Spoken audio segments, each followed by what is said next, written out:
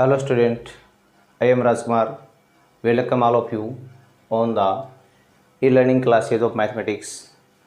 Yesterday we have read exercise 9 miscellaneous. Today we have read question number 20 and 21. In question number 20 देखो हमने कल 9 के विविध को शुरू किया था ना, यानी मिसलेनियस एक्सरसाइज को। उसमें आपने 19 तक प्रश्न किए थे। अब देखिए 20 नंबर क्वेश्चन में क्या लिखा हुआ है। देखो 20 में आपके पास क्या है, एक लाइन सेगमेंट तो ए बी आ रहा, मान लो 5 7 एंड 3 9। दूसरा मान लो लाइन सेगमेंट मेरे पास ये आ रहा, मान लो सी डी आ रहा है, जिसके पॉइंट्स क्या हैं 8 6 एंड 0 10 आ रहा है। अब देखिए इसमें करना क्या, आपको इस क्वेश्चन में ये पूछा है कि जो मिड पॉइंट ए बी का है वही मिड पॉइंट किसका होगा, सी डी का होगा। ये आपको अभी यहाँ पर प्रूव करके बताना है। मान लो कि ए बी का मिड पॉइंट तो क्या है, पी है, और मान लो सी डी का मिड पॉइंट क्या है, क्यू है। तो इसमें आपको करना है prove that mid point of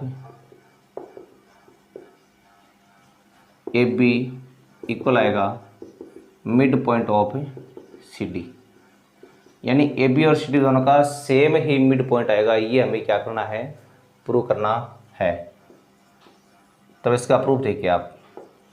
सबसे पहले मैं क्या करूँगा, ए बी के मिड पॉइंट पी ये कोऑर्डिनेट फाइंड कर लूँगा। यानी आपको लिखना है coordinate of mid point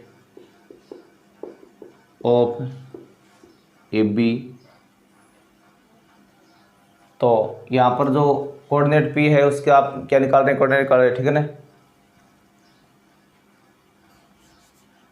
P of A B लिखो, ठीक है ना आप। तो यहाँ पर एक्स का मान तो आएगा हमारे पास x1 plus x2 upon 2 and value of y is y1 plus y2 upon 2। According to question here x1 and y1 are 5 and 7 and x2 and y2 are 3 and 9. So we have write 5 plus 3 upon 2 and y is 7 plus 9 upon 2.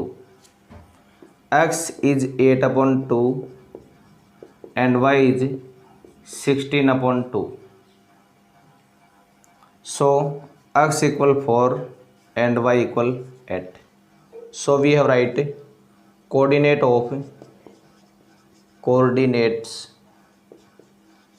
of midpoint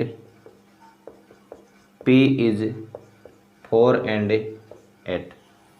मतलब जो P points था हमारे पास उसके coordinate कितने प्राप्त हो गए आपको, वो देखो 4 and 8 प्राप्त हो गए आपको। इसी तरह से मैं क्या करूँगा, जो Q है उसके भी कोऑर्डिनेट फाइंड करूँगा। यानी मेरे को लिखना है कोऑर्डिनेट ऑफ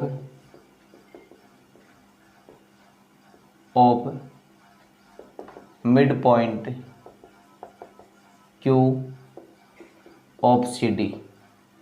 तो इसका भी वही रूल हो गया आपका, x का तो हो गया x1 plus x2 upon 2 and y का y1 प्लस y2 अपॉन 2। सो देखिए x, अब देखो इसके लिए जो आपका x1 y1 है वो तो बनेगा ये, x2 y2 ये बनेगा। तो आपकी वैल्यू आएगी यहाँ पर 8 प्लस 0.2, ये ब्रैकेट है यहाँ पर, और y के लिए है 6 प्लस 10/2। तो ये तो आ रहा है अभी 8/2, ये आ रहा है अभी 16/2। तो x तो आ रहा है 4 एंड y आ रहा है 8। मतलब coordinate of point Q is मेरे पास आ गए 4 एंड 8। अब देखो आपने P के कोऑर्डिनेट थे वो भी आपने 4 8 प्राप्त किए थे, और जो Q के कोऑर्डिनेट हैं वो भी आपने 4 8 प्राप्त किए हैं।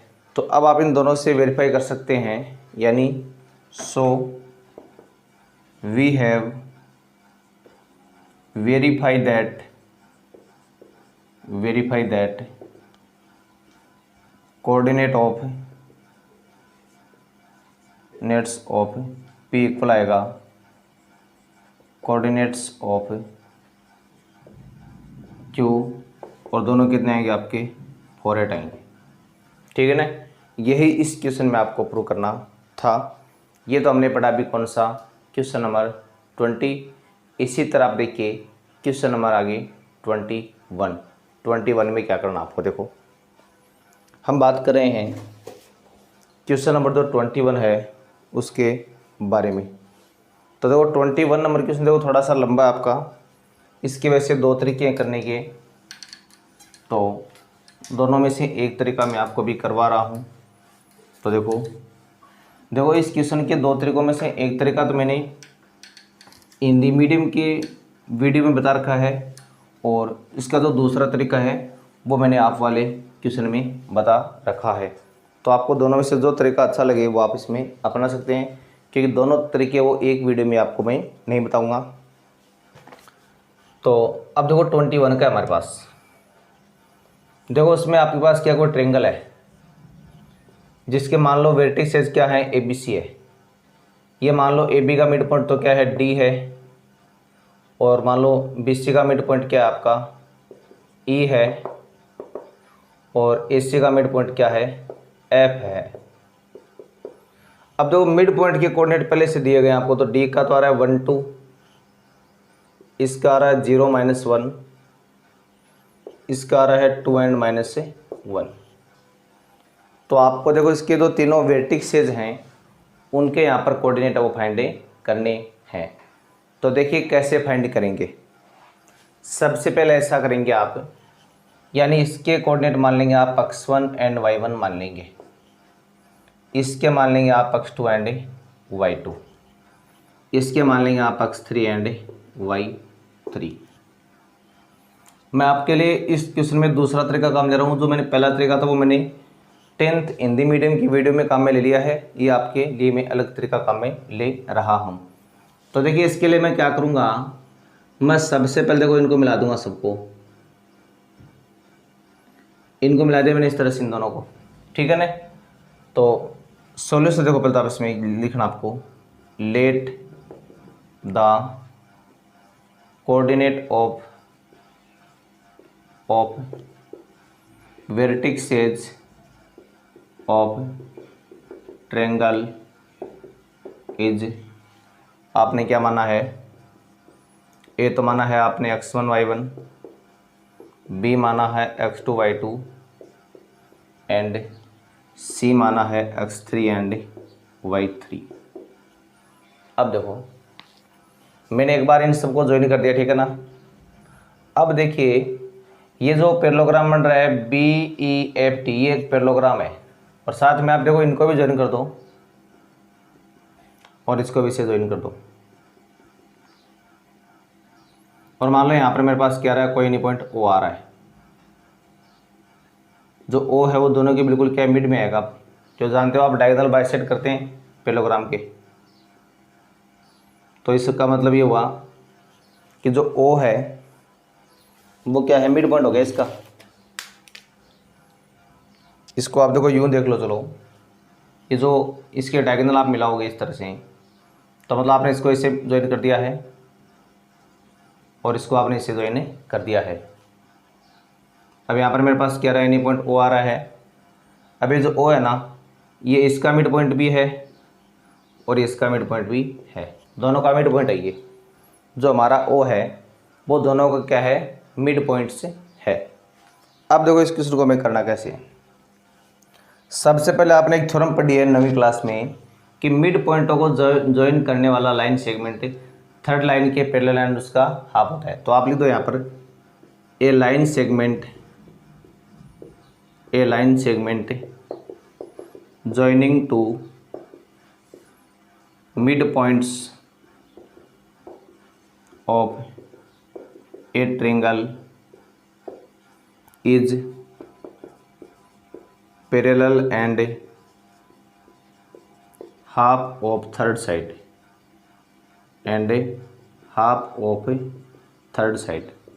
ये बात जानते हो पहले से आप। तो यहाँ पर देखो ये जो EF है ना, ये पैरेलल आ गए किसके, बी ए के पैरेलल आ गए, और जो ये डी एफ है वो पैरेलल आ गए किसके, बी सी के, ठीक है ना। तो इसका मतलब आप लिखेंगे so B E F D is A क्या हो गया, पैरेललोग्राम हो गया, पैरेललोग्राम। तो पहले तो आपने ये पैरेललोग्राम इसको प्रूव इस तरह से कर दिया है।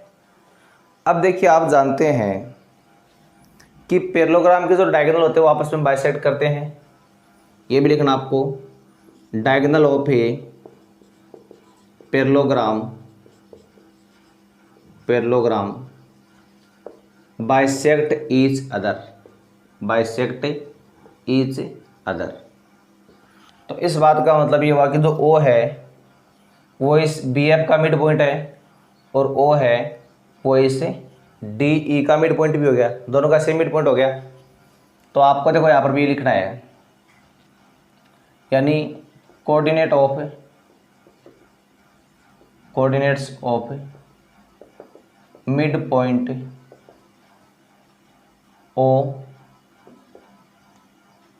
Point O of D E बराबर आएगा कोऑर्डिनेट्स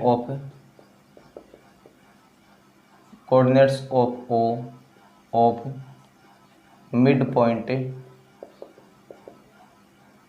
बी एफ, यानी बी एफ और डी दोनों का मिड पॉइंट क्या आएगा, बिल्कुल सेम आएगा।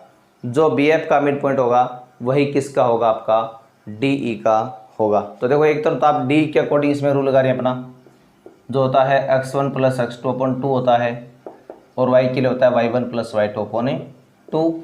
उधर भी आपने मिड पॉइंट का ये रूल का में लिया, x1 + x2/2 और y1 + y2/2। अब देखो डी ई के अकॉर्डिंग आपका ये x1 हो गया, ये x2 हो गया, तो वैल्यू मेरे पास आ रही है 1 + 0.2 और साथ में आ रहा है 2 - 1/2। उधर देख लो, अगर आप बी एफ की बात कर रहे हो तो आएगा x2 + 2/2 और ये आएगा y2 - 1/2। अब देखो इसको थोड़ा आप अगर और सोल्व करते हो तो ये तो आएगा 1/2 और ये भी 1/2। उधर है x2 + 2/2 और ये y2 - 1/2। दोनों तरफ लिख दिया आपने। अब आपको इस बात का पता अच्छी तरह से कि दोनों मिड पॉइंट तो सेम ही आपके, तो x वाला कोऑर्डिनेट तो x के बराबर है, y वाला y के बराबर। तो कंपेयरिंग कर दो, कंपेयरिंग विद कोऑर्डिनेट्स। तो यहाँ पर 1/2 जो वो तो किसके बराबर आ गया, x2 + 2/2 के इक्वल आ गया। इनको कट कर दो अभी, 1 इक्वल आ रहा है x2 + 2 और x2 आ गया मेरे पास -1। इसी तरह आपका 1/2 किसके इक्वल आएगा, y2 - 1/2 के इक्वल, 2 तो कट रहा है, 1 बराबर आ गया y2 - 1 और y2 मेरे पास क्या आ गया +2। तो देखो इन 6 में से आपने भी x2 और y2 तो प्राप्त कर लिया है, यानी एक जो वेटिक्स एज है उसकी वैल्यू आपने प्राप्त कर ली है। अब देखो बाकी उन दोनों की वैल्यू कैसे प्राप्त करोगे, तो देखो इसके लिए पहले आप एक बार इतना यहाँ तक नोट कर लो, उसके बाद मैं आपको बता रहा हूँ आगे। मिटा दूँ, देखो अब देखो हम आगे निकालेंगे तो वो देखो आपको कैसे निकालना है, लिख दो पहले तो एक बार आप, ठीक है ना। यानी कोऑर्डिनेट ऑफ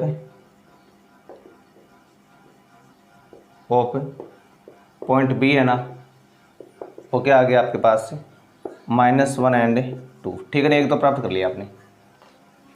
अब देखो आपको लाइन सेगमेंट ए बी को देखना है, ठीक है ना। तो देखोगे आप D is mid point of A B, and D क्या है, ए बी का मिड पॉइंट है। तो यहाँ पर आप जानते हैं कि x बराबर क्या आएगा, x1 + x2/2 तो आएगा ना। तो x की जगह आप रख दोगे 1, x1 का पता नहीं है, x2 आपने भी प्राप्त किया है कितना, ये रहा -1/2। इनको भी सेम कराओ अभी एक बार आप, तो x1 - 1 बराबर आएगा 2 और x1 आपका आ गया कितना, 3 आ गया, ठीक है ना।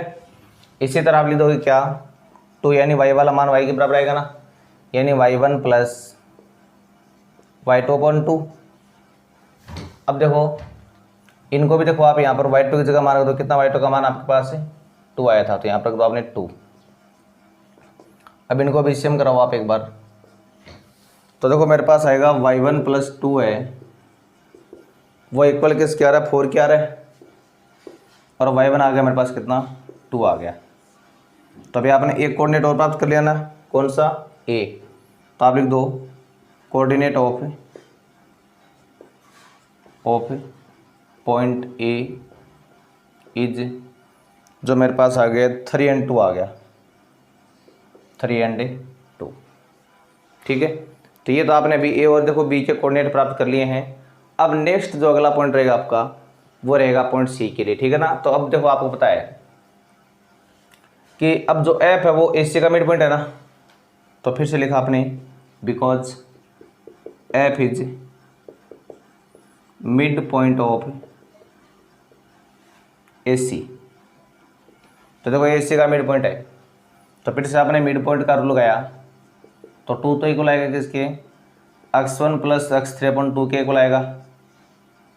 अब 2 तो यहाँ पर है ही सेम, x1 का देखो अभी आपने मान कितना प्राप्त किया है, x1 का ये रहा 3 प्लस x3 अपॉन 2, इनको भी सेम करवा दो, तो मानेगा 3 प्लस x3 इक्वल आ रहा है कितना 4, और x3 मेरे पास क्या देगा 1 आ देगा।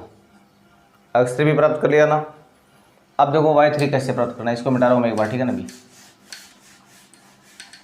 तो y3 के लिए आप फिर से अपना मिड पॉइंट का रूल लगा दो y के लिए, जो आएगा -y1 equal y1 plus y3 upon 2।